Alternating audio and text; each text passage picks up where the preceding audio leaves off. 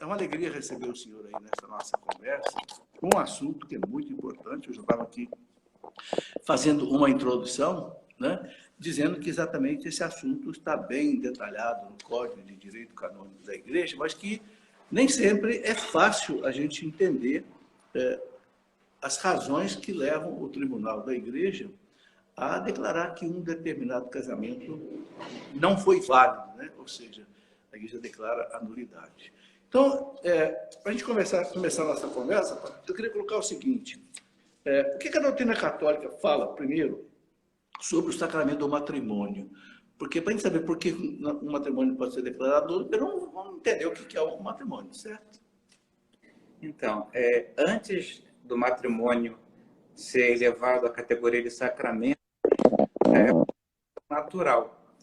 E a Igreja ensina que é a primeira instituição que Deus fundou sobre a terra. Essa instituição que resguarda o amor entre um homem e uma mulher por toda a vida, né? Então, isso já é uma instrução, que já está inscrita no próprio coração humano, na própria natureza humana, né? E essa instituição natural, ela na plenitude dos tempos, quando o nosso Senhor pisou a nossa terra, né, no mistério da encarnação, ela foi elevada à categoria de sacramento, ou seja, ela se tornou também uma instituição sobrenatural. A partir desse momento em que essa instituição é elevada à categoria de sacramento, o esposo, aquele que contrai o sacramento do matrimônio com a sua esposa, ele é chamado, como diz São Paulo no capítulo 5º da carta aos Efésios, ele é chamado a ser representação viva do Cristo que se entrega inteiramente, né, sem reservas, à sua esposa, que é a igreja, né? O marido se torna a prefiguração de Cristo e a esposa a figura da igreja, né? O amor sacrificial de um pelo outro, o amor sem reservas, é o modelo que se toma do amor de Cristo pela sua igreja. Então, essa união, que seria sobrenatural, ela é levada à categoria de sacramento. Portanto, ela se torna algo santificante, né? Um dos sacramentos de serviço da igreja. A partir dessa realidade sobrenatural, ela alcança de Deus os compromissos de sua graça, sem reservas, para que aquele casal possa realizar com fidelidade a sua missão até o final de suas vidas, né? Não se trata apenas de algo meramente humano, nós estamos falando aqui de uma realidade divina e santificadora. Ô, padre, queria que o senhor abrisse um pequeno parênteses aí, que eu acho um assunto muito importante também de todos entenderem, o que é um sacramento, né? A diferença entre um sacramento, um sacramental. Nós estamos vivendo hoje esse tempo de pandemia em que as pessoas não podem, a maioria não está podendo assistir missa, participar da missa e nem confissão. Explica um pouco a questão do sacramento. Então, os sacramentos que a Igreja Católica define em número de 7, eles são os meios ordinários pelos quais Deus comunica a sua graça.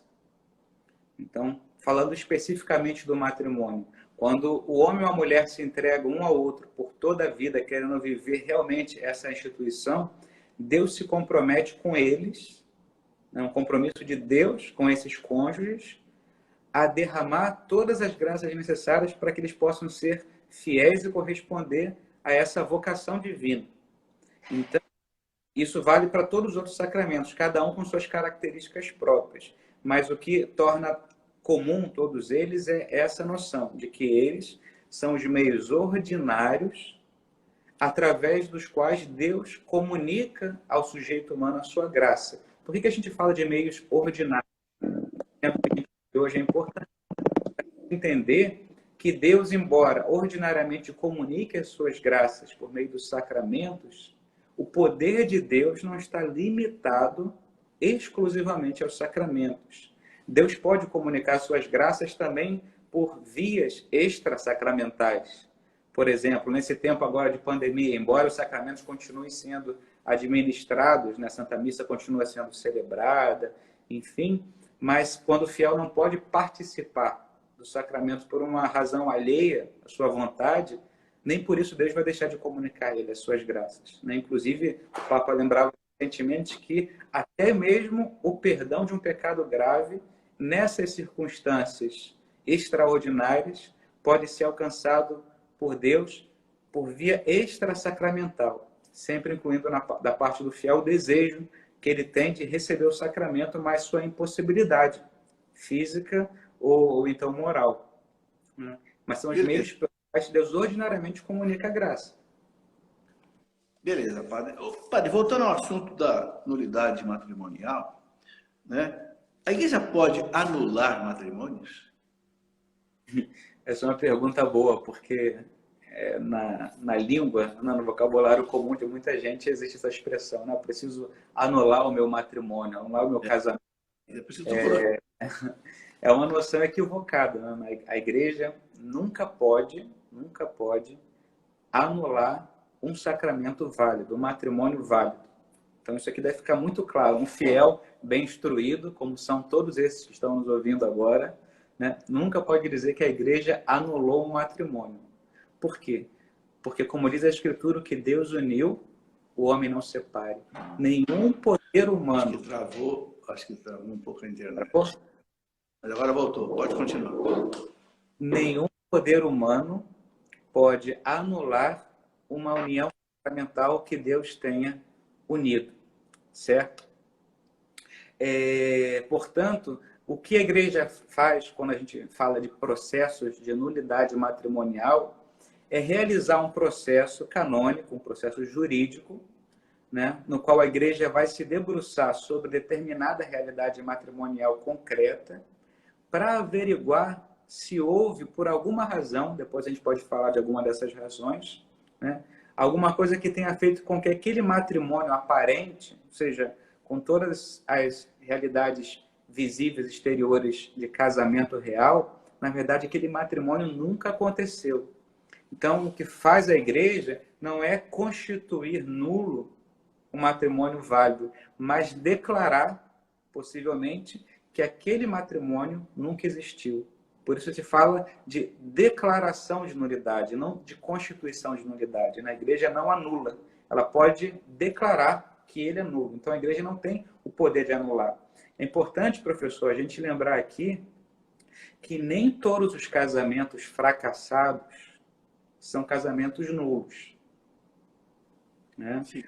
O matrimônio, ele é, por um lado, uma instituição e, por outro lado, um contrato. Ou seja, duas pessoas querem aderir a uma instituição, mas mesmo que, ao longo do processo, uma pessoa fale, eu não quero mais, eu quero cancelar esse contrato, elas precisam entender que a realidade que se formou quando eles compactuaram é uma realidade institucional, portanto, que não depende somente da vontade arbitrária dos cônjuges. Ah, eu não quero mais, então jogo fora. Não.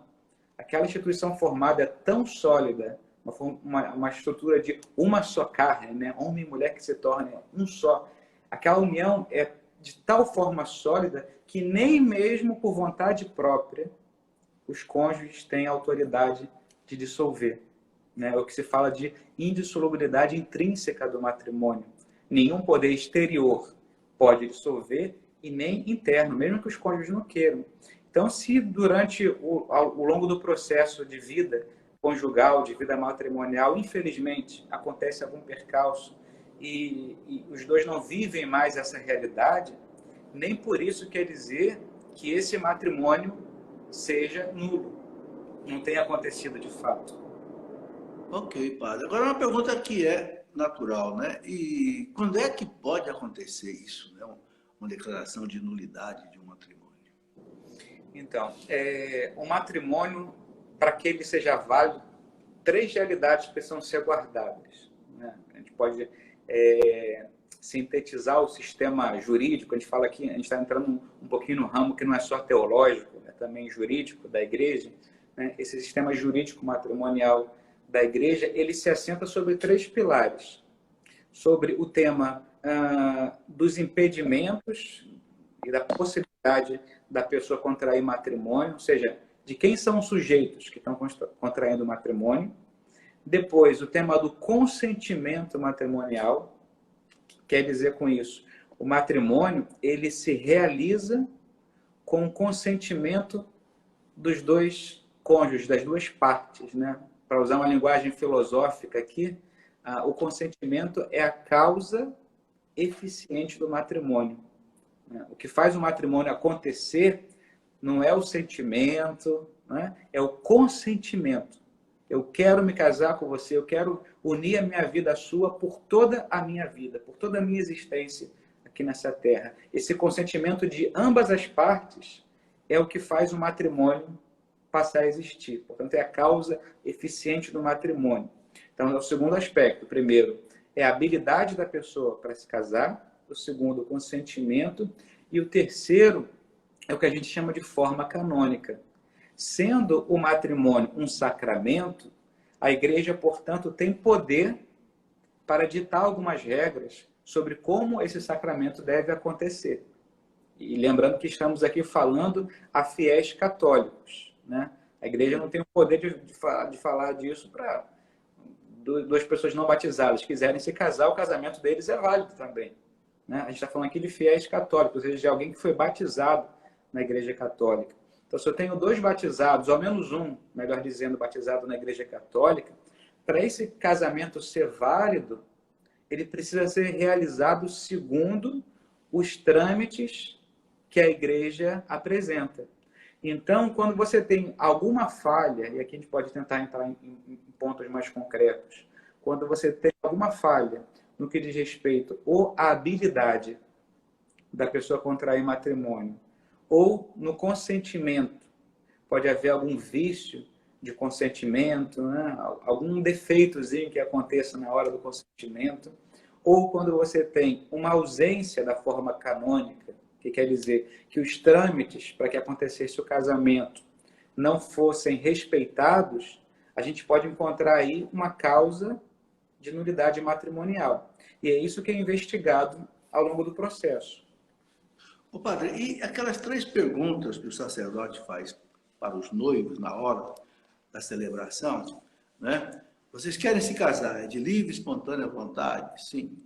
Depois, vocês prometem amor e fidelidade ao outro por toda a vida? Prometem receber os filhos que Deus lhes enviar, né? Educando na fé do Cristo da igreja? Essas 3 perguntas também, se não forem atendidas, é causa de nulidade? Não só se não forem atendidas, elas podem ser também simuladas. Se alguém ali na hora da pergunta diz, olha, é por toda a vida que eu prometeis, a pessoa diz, não, não é por toda a vida. Claro, esse casamento é nulo. Por quê? Porque uma pessoa já está excluindo uma propriedade essencial do matrimônio, que nesse caso é a insolubilidade.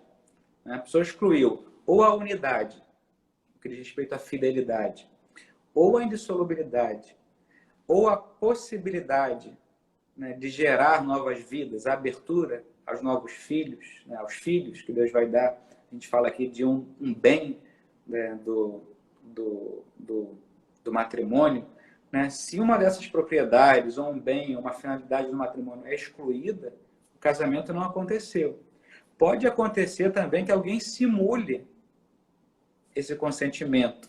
É o que pode ser mais... É o que mais acontece, né? Digamos assim, ninguém vai chegar no dia da celebração e vai dizer não, ali na frente dos convidados. Mas pode ser que alguém diga assim, sim, eu prometo ser fiel por toda a vida. Eu prometo estar aberto aos filhos que Deus vai mandar, mas aquilo seja apenas da boca para fora. Ou seja, a palavra que ela emite pode não estar em conformidade com a sua real vontade. E nós encontramos aqui diante de um quadro de simulação. Essa simulação seria, sim, uma das causas de nulidade no matrimônio. A pessoa promete algo que, no fundo, ela não quis se comprometer. Bom, se nós tivermos tempo, eu quero avisar as pessoas que estão nos acompanhando, se nós tivermos tempo, nós vamos responder algumas perguntas. Então, você pode ir colocando sua pergunta aí. Estou com uma pessoa aqui, Gabriela está me ajudando aqui para anotar as perguntas, e o padre poderá responder no final. Padre, eu queria colocar o seguinte, um casal, por exemplo, que se casa na igreja, quando o padre pergunta, vocês prometem ter os filhos que Deus enviar, acolhendo na fé do Cristo? O casal diz sim, mas depois diz, não queremos ter nenhum filho. Isso torna nulo o casamento? Então, o que torna nulo o casamento é que, na ocasião do Na hora da consentimento, celebração. já haja essa exclusão, no caso, exclusão da prole. Certo? Ou seja, se uma pessoa mudou de ideia lá na frente, isso não constitui nulo matrimônio. A pessoa prometeu ser fiel por toda a vida, mas lá adiante houve algum episódio de infidelidade, de adultério, esse adultério posterior não anula a realidade que foi constituída por ocasião da celebração do matrimônio.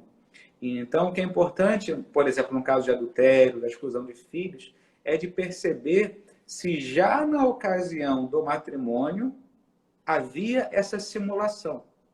Se ela é a posteriori, não interfere em nada, algo que já foi constituído. Certo? Isso aqui é muito importante. Ah, meu marido me traiu, minha esposa me traiu. Tá, mas quando eles se casaram, já havia essa abertura à traição, à infidelidade? Essa é uma questão que deve ser estudada, né, para se avaliar se o matrimônio é nulo ou não.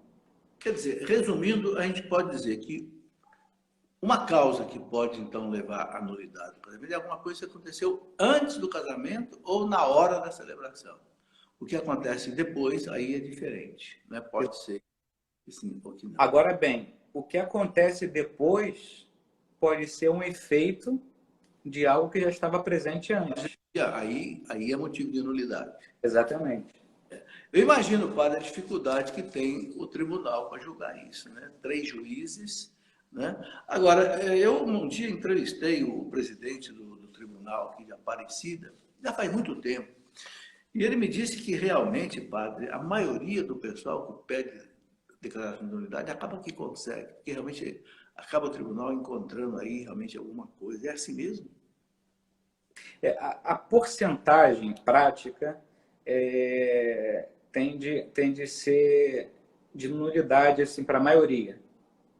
Há muitos casamentos que, de fato, o tribunal declara esse casamento não tem indício de que nós possamos declará-lo nulo. É importante isso. Quando a gente vai julgar um casamento, assim como no mundo civil existe o princípio indúbio pro réu, né? Na dúvida pelo réu, quando a gente vai julgar o casamento, o réu aqui não é o marido ou a esposa. O réu é o casamento, o matrimônio. Está sendo julgado o matrimônio, não as pessoas. Quem errou, quem não errou, isso é uma questão de moral, de consciência diante de Deus. Né? Quando se julga o matrimônio, há o princípio também aqui que diz indúbio pro réu, ou seja, na dúvida, em favor do matrimônio. Então, um processo de nulidade matrimonial, o que ele precisa fazer é ver se há indícios positivos que sustentem a tese de que aquele matrimônio é nulo. Ou seja, se há dúvida, poxa, um juiz, por exemplo, o casamento, depois a gente pode falar como funciona o processo, ele é avaliado no mínimo por 3 juízes diferentes. Se o juiz não vê sinais de nulidade fundamentada, aquele matrimônio deve ser declarado válido. Mas pode ser que ele seja declarado válido simplesmente porque o processo foi mal instruído ou porque não teve provas suficientes para se sustentar uma nulidade. Né? Mas na prática, pelo menos eu posso falar do nosso tribunal, que não é um tribunal pequeno, a maioria dos casamentos são declarados nulos. A maioria, quando eu falo, não é 90%, 80%, mas digamos entre 60% e 70% dos processos que chegam são processos que são declarados nulos. Falta ainda muita preparação, né, para os noivos se casarem, né? É outra coisa que pesa muito nisso, né? Professor, hoje a gente fala muito da nulidade, a igreja tem que ser mais célere, né, para julgar os processos de nulidade, mas a gente fala pouco da preparação para o matrimônio. Porque a gente está lutando para apagar melhor o fogo, mas não para evitá-lo. Né? Então, a gente ainda tem feito muitos casamentos, né, que a gente, na experiência de padre que a gente tem, né, a gente fala assim, isso aqui possivelmente não vai dar certo. Porque as pessoas casam mal preparadas. O casamento é algo muito sério. O amor é algo muito sério. E a gente não pode levar o amor por leviandade, né? Como a gente vê na sociedade aí fora. As pessoas não são descartáveis. Então, falta uma consciência do para toda a vida. Né? O que significa o amor que se sacrifica, o amor que não pensa só em si mesmo. Então, o tema da preparação ao matrimônio, o Papa Francisco tem falado muito disso, né? Do caminho catecumenal para o matrimônio. Eu diria que ele começa lá na infância. Não começa quando a pessoa vai fazer um cursinho de 2 dias, de 2 horas para se casar. A preparação ao matrimônio é uma preparação que deve durar toda a vida da pessoa. Né? Implica maturidade humana, espiritual. E mesmo porque o matrimônio tem consequências, né? Tem os filhos, né, padre? Exato. Uma das razões dele é isso, né? Ô, padre, agora outra coisa que eu queria colocar aqui para nós, né? Como é que funciona na prática assim, o processo de nulidade no tribunal? Então, as dioceses, em geral, cada vez mais, têm o seu tribunal próprio, um tribunal eclesiástico, né? Um aspecto da organização de uma cúria arquidiocesana, né? É essa parte jurídica. Então, toda diocese tem também uma parte jurídica para tratar dessas questões, entre outras questões também penais, administrativas, enfim. Então, ordinariamente, uma pessoa teve um casamento frustrado, ou seja, já não existe mais a vida matrimonial. Então, ela deve fazer. O ideal seria primeiro procurar o pároco dela, que é quem faz essa primeira acolhida, que ouve, que pode dar um conforto espiritual, um direcionamento espiritual e pastoral à pessoa. E o pároco deveria ter ao menos alguns elementos, né, do direito da igreja para poder orientar esse fiel. Então, esse fiel, uma vez passado pelo pároco, ele deveria procurar o tribunal eclesiástico. Quando a diocese não tem um tribunal eclesiástico próprio, ela tem um tribunal de referência. Geralmente um tribunal interdiocesano, um tribunal único que abarca, né, a jurisdição de várias dioceses.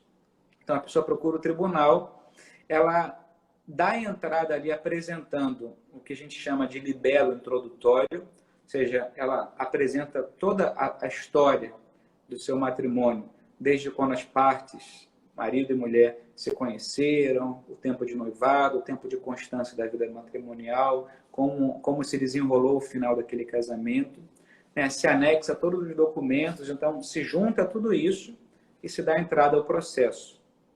É constituído um advogado para essa parte que entra com o processo, que é a parte chamada demandante, aquele que está demandando, né? São constituídas várias outras pessoas que vão trabalhar nesse processo. Então, nós temos aqui intervindo defensor do vínculo, vigário judicial, advogados, notários, auditores, ou seja, há uma série de pessoas que vão estar trabalhando no desenrolar desse processo, certo? Então, a pessoa, o pontapé inicial é esse, a pessoa entra com os documentos, com o seu histórico inicial, e o processo, como é que ele vai ser desenrolado? Ele é aceito ou não pelo vigário judicial, que vai ver se há algum fundamento ou não. Geralmente se aceita para se investigar a fundo. Depois as partes, o demandante e a demandada, ou demandante e demandado, são chamadas para serem ouvidas depoimentos, testemunhas são elencadas para serem ouvidas também, se anexam diversas provas materiais que tiverem. O vigário judicial pode pedir a intervenção de um perito, por exemplo, um médico, um psiquiatra, um psicólogo, para também avaliar uma outra parte, por causas unidades que envolvem também questões psíquicas, tudo isso. Enfim, esse é o processo que vai desenrolando, por isso demora um certo tempo. As partes precisam ser ouvidas, o juiz, os advogados precisam dar seus pareceres, defensor do vínculo. Se junta tudo isso ao final, né? Eu estou aqui não entrando em detalhes e minúcias, né, processuais que talvez não importem tanto aqui, mas se junta tudo isso ao final e se entrega esse processo pronto a 3 juízes, 3 pessoas diferentes, que podem ser clérigos ou leigos, isso é importante. Todos eles precisam ser peritos em direito canônico, ou seja, no mínimo, possuir o título de mestres em direito canônico. E devem ser constituídos também juízes pelo bispo, que é o moderador, né, daquele tribunal. Esses 3 juízes, eles então, cada um deles estudam o processo, emite o seu voto, e no dia do julgamento, os 3 juízes se reúnem para apresentar, então, o parecer. A maioria dos votos, que são sigilosos dos juízes, vai determinar se aquele casamento, vai declarar, melhor dizendo, se aquele casamento é nulo ou não. Isso é uma primeira instância. Se as partes não concordarem com essa sentença, elas podem apelar a outro tribunal de uma instância superior. Ele vai fazer mais ou menos o mesmo percurso e vai ter um segundo parecer de mais 3 juízes. Ok. O padre, a gente sabe que o Papa Francisco alterou alguma coisa, ou sugeriu aos tribunais algumas mudanças. O que foi exatamente que o Papa modificou? No final de 2015, o Papa lançou um motu próprio, alterando questões processuais no que diz respeito ao processo de nulidade matrimonial canônico. Ou seja, o Papa não mudou nada substancial em relação ao matrimônio. O matrimônio continua sendo um sacramento, né, uno, indiviso, enfim, tudo isso. Muitas pessoas pensaram que o Papa criou uma espécie de divórcio express, né, na Igreja Católica. Não foi nada disso. O que o Papa fez foi simplificar esse processo de nulidade matrimonial. Entre vários pontos que o Papa realizou essa simplificação, talvez o mais notável seja a não necessidade de uma dupla instância para que o matrimônio fosse declarado nulo. Só para a gente entender aqui. Até essa mudança que o Papa Francisco realizou, esse processo que eu falei brevemente aqui, ele tinha que passar por uma instância e necessariamente ser confirmado em outro tribunal, numa instância superior. Então, passava por 6 juízes, na verdade. Isso era um processo longuíssimo, né? Poderia demorar, tinha processo que demorava 5, 6, processo de 10 anos correndo. E o Papa não queria isso, ou seja, porque uma justiça que demora muito acaba sendo uma falta de caridade com as pessoas que estão ali esperando, né, a sua resposta por parte da Igreja, que é misericórdia também. Né? Isso é um trabalho de misericórdia.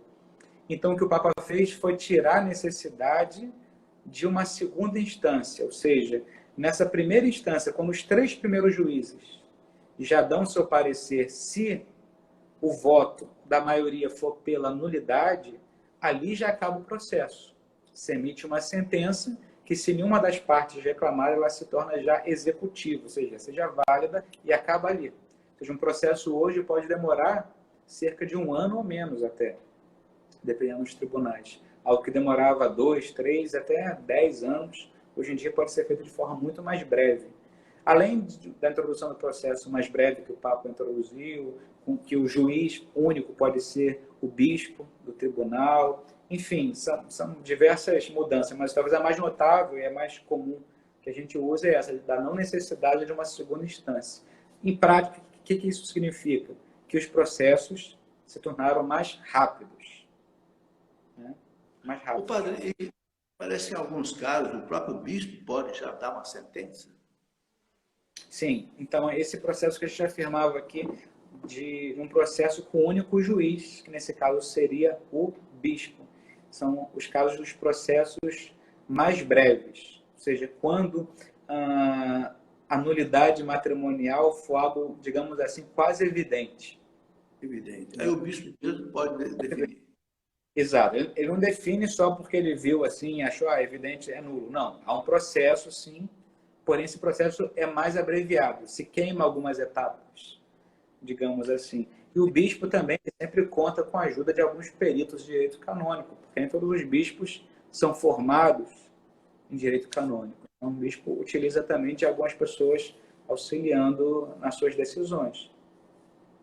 Ô, padre, temos aqui muitas perguntas chegando, sabe? Eu nem sei se a gente vai conseguir responder todas, quem sabe a gente pode até uma outra oportunidade. Mas e as custas de um processo? O pagamento deles, como é que é? Esse é um tema interessante, professor. Muita gente fica desencorajada para entrar com processo de nulidade matrimonial por conta do valor, que não costuma ser barato de um processo. Em primeiro lugar, por que o processo é pago? Porque há muitas pessoas trabalhando nele. Ou seja, pessoas que vivem disso. Advogados, notários. Né? Como nós falamos, em cada processo intervém uma série de pessoas, que muitas delas têm como isso o seu emprego. Seu emprego, digamos assim, até civilmente. Né? De carteira assinada, trabalho no tribunal da Igreja Católica. Então, essas pessoas recebem pelo trabalho que elas realizam.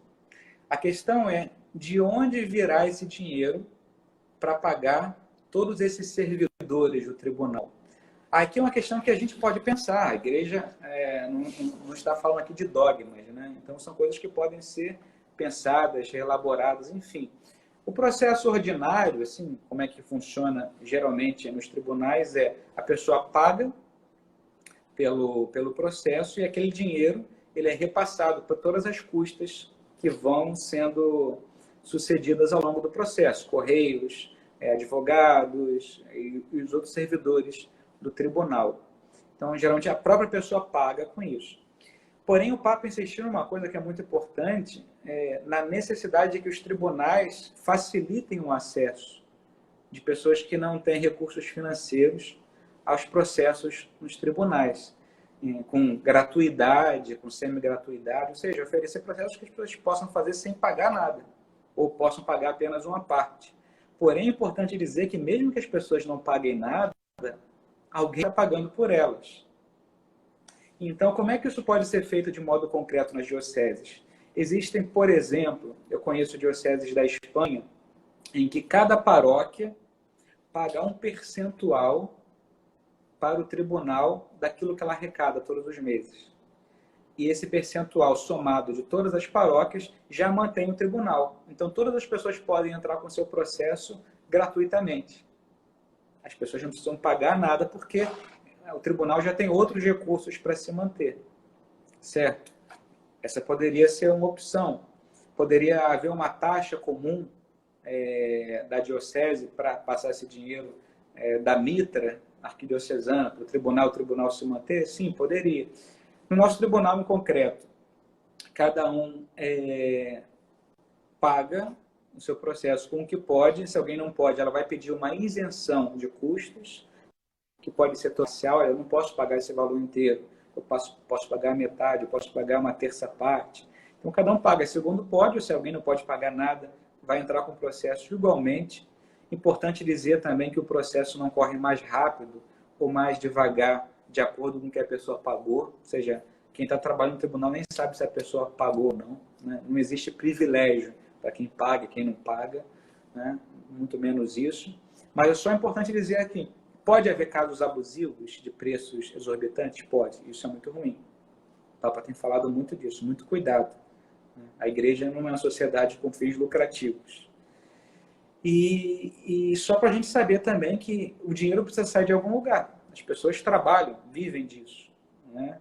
Então, se não sair do bolso da pessoa que está entrando com o processo, vai sair de outro lugar. Isso é claro. Então, o que cada diocese deve pensar é como manter os seus funcionários no tribunal, ou com o dinheiro das pessoas que entram com o processo, ou de outras entradas como essas que a gente falou, das paróquias, enfim. Isso é algo que fica ad libitum, né? Cada diocese pode decidir como vai fazer. Ô padre, aqui tem algumas perguntas, eu acho que mais ou menos até algumas o senhor já respondeu. Uma pessoa, eu não vou dizer o nome das pessoas para ficar mais livre, né? Se uma pessoa casada que se separa e divorcia, pode casar novamente na igreja? Evidentemente, se ela obtiver a declaração de nulidade, certo? Casou, separou, então se tiver a declaração de nulidade, pode casar de novo na igreja, senão... Exato. E se for declarado nulo, na verdade, o que acontece? A gente fala casar de novo, mas na verdade seria o primeiro casamento, porque o anterior nem existiu. Já que o primeiro não existiu. Outra pessoa que pergunta aqui, pode explicar melhor a primeira condição para poder casar? A primeira condição para poder casar? Eu penso que a pessoa não tem nenhum impedimento, né? ser solteira, não pode ser padre, não pode ser freira. Exato, assim, eu não sei em ordem hierárquica qual seria a primeira, mas eu diria que é uma série de condições para que uma pessoa possa se casar. Um mínimo de equilíbrio emocional, né? Equilíbrio mental, de formação humana, de consciência acerca da doutrina do sacramento do matrimônio, um mínimo de consciência, e principalmente o querer entregar sua vida a outra pessoa e só a ela por toda a vida, tendo um amor aberto à geração de novas vidas. Acho que isso digamos assim, um núcleo do matrimônio. Eu quero ser teu, eu quero ser tua por toda a vida e quero que esse amor transborde, segundo a vontade de Deus, na geração de novas vidas. Ô padre, um caso que aconteceu um tempo atrás, que deixou muita gente intrigada, eu me lembro o bispo, se não me engano, o bispo João Bosco, ele não aceitou celebrar um matrimônio porque o casal não tinha condições físicas, declaradas pelos médicos, de realizar o ato sexual. Então aí não pode casar, é isso mesmo, certo? Exato.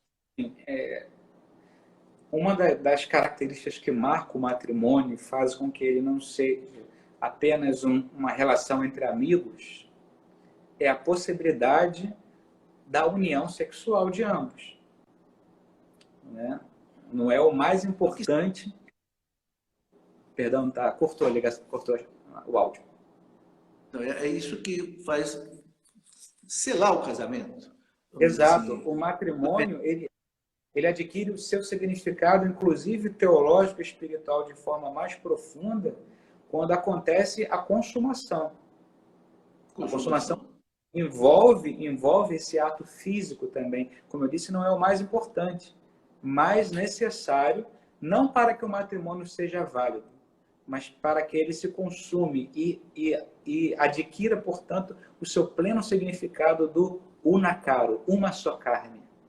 Uma só carne. Digamos assim, quase fisicamente. Isso é uma beleza, porque até a anatomia de um homem e de uma mulher revela a complementariedade entre ambos. Isso aqui é um desenho do Criador, algo perfeito, né? Escrito na natureza. E daí nasce Exato.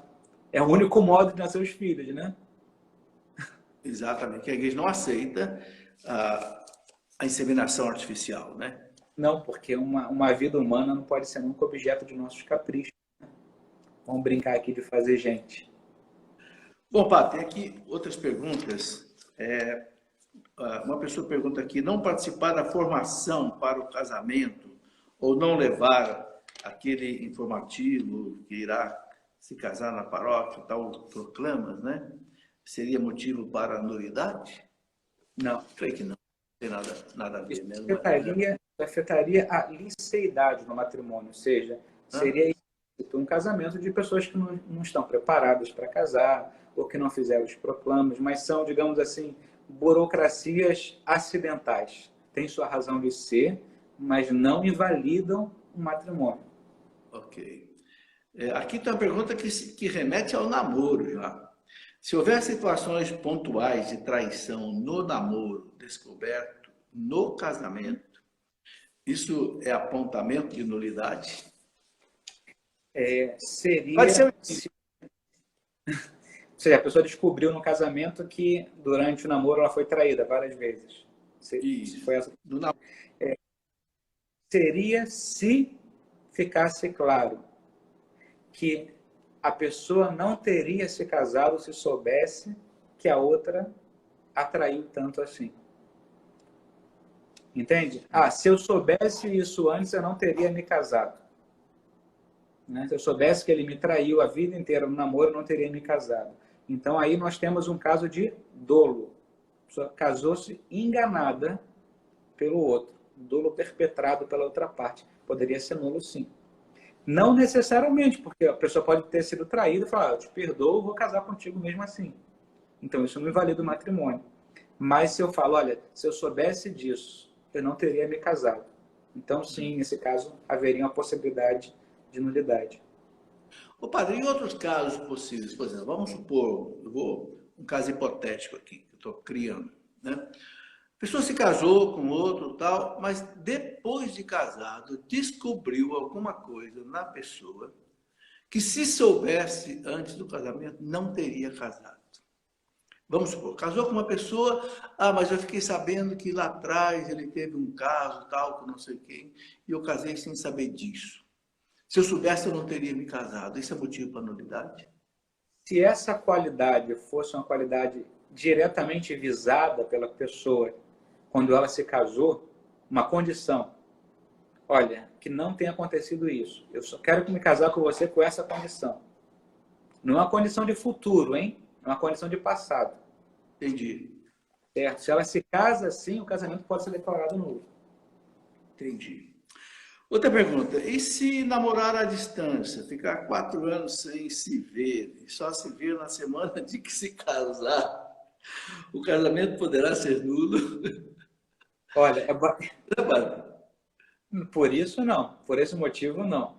Eu acho que é bastante temerário tem que você se impactar na vida a alguém que você não conhece. Não aí, conhece. Imprudência, né, padre? Imprudência. De falta de cuidado, né?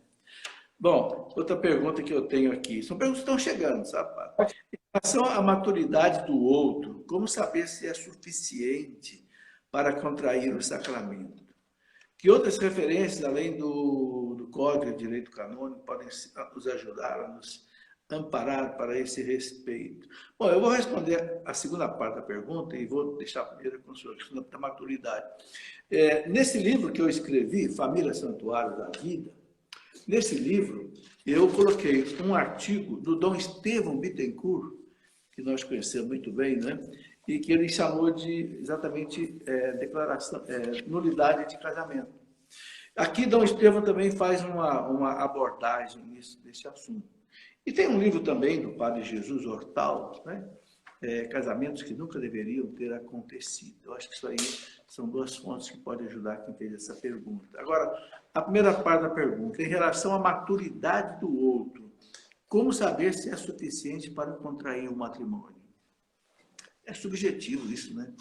É muito complicado responder isso porque a gente não tem um parâmetro objetivo, ou seja, não existe uma régua, um termômetro que vai medir o nível mínimo de maturidade que a pessoa tenha ou não para poder contrair matrimônio.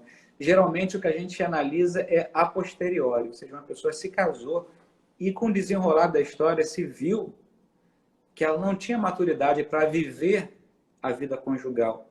Se torna a gente percebe aqui que há uma incapacidade na pessoa para viver aquilo que é próprio da vida conjugal. Não é nem que ela não queira viver, é que ela possui uma incapacidade, é algo que envolve aqui bastante a psicologia da pessoa, e, portanto, nessa esfera, inclusive nós juízes, apelamos para a ajuda de peritos. Nós falávamos aqui de psiquiatras, de psicólogos, que possam também avaliar a pessoa para determinar com maior ou menor grau de certeza se ela tem o mínimo de condição em termos de maturidade para contrair matrimônio. É importante que a gente não fala aqui de uma maturidade excelente, né? Porque todos nós temos algo de maturidade, né? Mas que tenha o mínimo para poder contrair e viver uma vida conjugal. Aí, padre, eu vejo também a importância fundamental do namoro, né? Porque o namoro é a fase do conhecimento, né? Eu trabalho ainda com muito jovens e casais e etc. Tal. Escrevi até um livro sobre o namoro. Depois escrevi um outro, Problemas do Namoro, porque uma vez o portal da Canção Nova, da internet, colocou uma pergunta. No Dia dos Namorados, né? O que você gostaria de saber sobre namoro? Chegaram 700 perguntas. Aí mandaram para eu responder. Eu digo, mas aí a minha esposa era viva ainda, que o senhor conheceu, né? E eu disse, olha, se você conseguir separar essas perguntas por assunto, eu sou capaz de escrever um livro respondendo essas perguntas. E acabei escrevendo um livro, né? Problemas no namoro. Sabe, depois surgiu um outro também, Problemas no casamento. Mas tudo fruto de pesquisa que a Cancerola fazia assim, né? Então, eu penso que o namoro é fundamental. É ali que a gente conhece o outro, a sua maturidade, a sua fé. Aí pode decidir com o pé no chão. Tem coisa que dá para a gente aceitar no outro que a gente não gosta muito, mas tem coisa que não dá, né, padre? Tem Exato. valores essenciais que a gente não pode abrir mão, né? Exato. E olha só, o que acontece é que os jovens, em geral, querem queimar as etapas. Ou seja, eles querem viver antecipadamente, num período de namoro, realidades que são próprias da vida conjugal. E aí, É, quando chegam à vida conjugal, eles percebem que não têm constituídas as bases necessárias para viver aquela vida. Então, por isso, quando a igreja fala, olha, respeitem cada etapa de preparação para o matrimônio. Não se trata de uma regrinha, né, que quer infernizar a vida dos jovens, adolescentes que estão à flor da idade. Né? Não se trata disso. Se trata de que ali no namoro já começa o alicerce de uma futura família santa, uma futura família que vai dar frutos. Como é que começa isso? Em primeiro lugar, com uma grande amizade. Você não pode casar com alguém que não seja seu amigo, né? Seu companheiro de verdade, com quem você compartilha sua história, que conheça os valores mais importantes. Alguém perguntava aqui, aí casar com alguém que é de outra religião. Olha, pode haver casamento válido, de fato, alguns casamentos que deram certo entre pessoas de religiões diferentes, mas a gente não pode deixar de falar que o casamento, ele significa o compartilhamento de todas as dimensões da vida. Você vai casar com alguém que não compartilha contigo algo tão profundo como a fé ou outros valores importantes, é muito difícil uma união permanecer de pé, né? Quando vocês não estão em acordo, não precisam concordar em tudo, mas quando não estão em acordo naquilo que é de mais essencial. Então, isso tudo é necessário pensar e ponderar bem nas fases prévias ao matrimônio. O namoro, portanto, é fundamental. Não queimar a etapa, porque o eu, problema é costumo- frente. eu costumo dizer para os jovens que o casamento é um namoro que deu certo, que foi bem evoluído e que se completou, né? Tem pessoas perguntando se essa live vai ficar gravada. Vai ficar gravada sim. Ela será disponível no Instagram, pelo IGTV. Nós vamos colocar no meu canal do YouTube, amanhã, um link para quem quiser acessar. Então, é pelo YouTube, no meu canal do YouTube, né? Vamos colocar o link dessa nossa conversa aqui hoje. Padre, outras perguntas que nós temos aqui. Por exemplo, uma coisa que realmente não é motivo de nulidade, mas eu vou colocar, né? Violência doméstica é possível de nulidade? Eu penso que, como aconteceu depois do casamento, O pensamento é o mesmo daquele que nós falávamos. Se no desenrolar do casamento houve algo que pontualmente fez com que a pessoa se desenvolvesse violenta, né, não necessariamente torna nulo o matrimônio. Nesse caso, a igreja permitiria, até é importante aqui dizer, professor, a igreja permitiria a separação matrimonial. O que significa isso?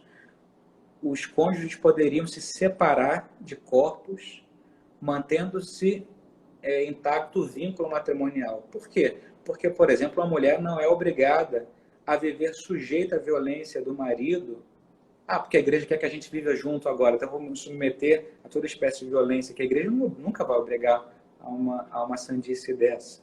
Então a igreja poderia permitir uma separação, olha, sai de casa, não quer dizer que seja a ruptura do vínculo. O vínculo constituído, ele continua, permanece. Ela pertence a ele, ele a ela, tá? Porém, às vezes, essa violência, sobretudo quando é algo contínuo, permanente, desde o início do matrimônio, né, pode denotar alguma espécie de desequilíbrio psiquiátrico da parte de um dos cônjuges. E se esse desequilíbrio já era, essa enfermidade psiquiátrica que seja, já era presente quando a pessoa contraiu o matrimônio, isso se prova, então pode-se declarar nulo aquele matrimônio por incapacidade consensual, ou seja, incapacidade de consentir, de emitir um verdadeiro consentimento por razões de ordens psicológicas. aliás, Pato, outra pergunta que correlato a isso. E se descobrir que a pessoa tem problema mental e não quer se tratar? Mesma coisa. Mesma coisa, né? Tem que ver o que está para trás, né? Exato. Por isso que é muito importante o momento que o matrimônio se constituiu. Exatamente. Realmente, aquilo não diz muita coisa em relação à Sabe que tem nulidade. perguntas, padre, desse tipo, que acontece agora, mas que tem que ver lá atrás. Por exemplo, eu já recebi várias perguntas assim. Ah, eu descobri, depois de casado, que o meu esposo é homossexual. Mas só descobriu depois, né, de casado. Também tem que ver se houve essa tendência antes do casamento, né? Exatamente. E é Se comum, houve, hein? É comum, tanto da parte do esposo como da esposa. Também sim. isso entraria categorizado no direito canônico como incapacidade por motivos psicológicos. Ou seja, uma pessoa que não consegue, por exemplo, ter atração por outra do mesmo sexo. Ou seja, uma pessoa que vive esse tormento, às vezes não é nem porque ela queira, né? Algo involuntário. Ela não consegue viver aquilo que é próprio de uma vida matrimonial. Essa entrega que supõe uma complementariedade também sexual. Né? Então, a pessoa que não consiga viver isso, ela se enquadra naquilo que nós chamamos de incapacidade consensual. Então, o problema está naquele primeiro pilar que a gente falou. Né? Ela não consegue viver aquilo que é próprio do matrimônio. Ô, padre, já temos aí 1 hora de conversa. Nossa, A rápido. hora que quiser dar por terminada, tudo bem. Eu vou aqui colocar em mais alguma pergunta que eu tenho aqui, mas o senhor fique à vontade aí para, né, terminar a nossa live. Uma pessoa pergunta, o divórcio é pecado mortal? Depende, né, padre? Exato. Então, quando a gente fala de divórcio, a gente tem que saber o que a gente, a que em concreto a gente está se referindo. Vamos lá. Se você abandona a sua família por um capricho seu, porque você não quer mais lutar por ela, porque se envolveu com outra pessoa, claro que é um pecado. Ou seja, você se comprometeu a entregar a sua vida por inteiro a uma pessoa e depois joga tudo pro alto, né? Sem querer julgar até que ponto você está comprometido com isso não, onde houve a falha, se é a parte do outro, mas se você é o responsável pela ruptura da vida conjugal, claro que existe uma parcela de pecado aqui, se é mortal, se não é, enfim, existem elementos também subjetivos que a gente tem que ver aqui, advertência, consentimento, uma série de elementos morais, tá? Agora, por exemplo, nós falávamos aqui, uma mulher que está sendo sujeita constante de violência por parte do marido, certo? Ou Ela de tem um adultério filho. também, né, padre? Oi? Ou de adultério? Hoje Quando adultério também. é um adultério repetido também, né? Exato, é a causa de separação. Ou seja, meu marido me trai constantemente, ou meu marido me agride constantemente, físico ou verbalmente. Eu posso sair de casa? Posso. A igreja permite isso. Há um processo de separação canônico. Mas eu dependo do meu marido para sobreviver civilmente. Eu poderia pedir o divórcio? Nesse caso, é que a gente não pode dar uma receita geral, hein? Mas num caso concreto, assim, poderia sim ser a ocasião da pessoa entrar com pedido de divórcio civil para que ela tenha resguardada a sobrevivência material dela e da prole, dos filhos. Então, a gente não pode dizer que assim, jogar no alto dizer que divórcio é sempre pecado. Depende. Depende. Ô, padre, olha, eu acho que as perguntas assim, mais relevantes, tem mais ainda também, A gente faz um livro depois. fazer uma outra live outro dia para a gente continuar, mas eu penso que já deu para a gente explanar o assunto naquilo que é mais importante. Relembro que o padre Jesus Hortal tem um livro, Casamentos que Nunca Deveriam Ter Acontecido, né? E também nesse livro que eu publiquei, Família Santuário, tem um capítulo que foi escrito por D. Estevão Bittencourt, explicando um pouco essas coisas, ok? Agora, eu penso que, padre, que quando a pessoa tem dúvida, o melhor é ir ao tribunal, certo? É. Se possível, assim, para não queimar as etapas, se puder ir ao pároco, né? Sim, E aqui eu peço aos meus irmãos sacerdotes, assim, que por caridade, né, que a gente tenha o mínimo conhecimento de como funciona, né, o processo de unidade matrimonial para que a gente faça essa primeira acolhida. Porque, professor, no tribunal, a gente acaba se envolvendo com questões mais técnicas. Não tem como a gente atender cada casal, cada pessoa, conhecer a sua história. Não, isso é humanamente inviável, até porque nós trabalhamos no tribunal, temos paróquias, temos uma série de afazeres também na diocese. Então, o ideal seria que a pessoa pudesse encontrar essa acolhida primeira no pároco dela, né? E o pároco fazendo essa triagem, né? Tendo esse cuidado individualizado, né? Com cada pessoa, com cada fiel, ajudar-se a levar essa pessoa até o tribunal. Porque o tribunal acaba se envolvendo de forma mais técnica, entendeu? É difícil a gente ter esse contato pessoal com cada uma das famílias. Humanamente é impossível. Ô, padre, olha, muitas pessoas agradecendo aí a nossa live. Tem até um catequista dizendo que foi muito esclarecedora para ela. Que bom, graças a Deus. Então, vou pedir ao senhor que encerre, né, deixando aí para nós também a sua bênção sacerdotal. Certamente muitas pessoas que estão acompanhando aqui têm problemas familiares, né? Muitas até querendo respostas para um eventual processo de unidade matrimonial. Vamos terminar então, assim como encerramos o mês de maio ontem, olhando para Nossa Senhora, nossa mãe, ela que entende bem o drama das famílias, que possa acolher cada um desses nossos irmãos que nos acompanham agora, todas as nossas famílias, lembrando que nós experimentamos a cruz em todas elas, hein? Não existe nenhuma família sem cruz. E por isso é exatamente que na família que nós encontramos a salvação, porque é pela cruz que nós chegamos ao céu. Que a gente tenha a valentia de perseverar até o fim os nossos compromissos. Se a igreja nos permitir uma possibilidade de recomeço, com uma nulidade matrimonial, louvado seja Deus. Mas pode ser que um casamento que tenha sido frustrado não seja nulo. E assim também nós queremos acolher a vontade de Deus, que permitiu que isso acontecesse. Deus nunca quereria o mal, mas às vezes permite para tirar dele um bem maior. Temos a certeza de que a providência de Deus governa tudo e que nada para ele está perdido. Com essa confiança total e restrita na providência do nosso Pai Deus, queremos terminar então pedindo a Nossa Senhora que nos acolha e nos conceda a intercessão com a bênção do seu Filho. Ave Maria, cheia de graça, o Senhor é convosco. Bendita sois vós entre as mulheres e bendito é o fruto do vosso ventre, Jesus. Santa Maria, Mãe de Deus, rogai por nós, pecadores, agora e na hora da morte. Abençoe-vos Deus Todo-Poderoso, Pai e Filho e Espírito Santo. Amém. Padre, muito obrigado. E eu queria lembrar aos nossos telespectadores aí que o Padre Demétrio escreveu um livro muito bom. Queria que o senhor falasse um minutinho sobre o livro, Padre, sobre a justiça e a misericórdia. O senhor me mandou, gostei muito. Gostaria que o senhor falasse uma palavrinha sobre esse livro seu. E como a pessoa pode adquirir. Bom, o livro se encontra nas principais livrarias online, e até é fácil comprar nesse tempo de ausência de loja física. É um livro que não trata especificamente sobre o matrimônio, é um livro que diz respeito à chamada teologia do direito, que é o fundamento jurídico da existência do direito na Igreja Católica. Ou seja, por que a Igreja tem o direito? Com leis, com normas, onde a justiça entra na Igreja e qual a relação dela com a virtude mais excelsa de todas, que é a caridade. Como ajustar esses dois extremos, né?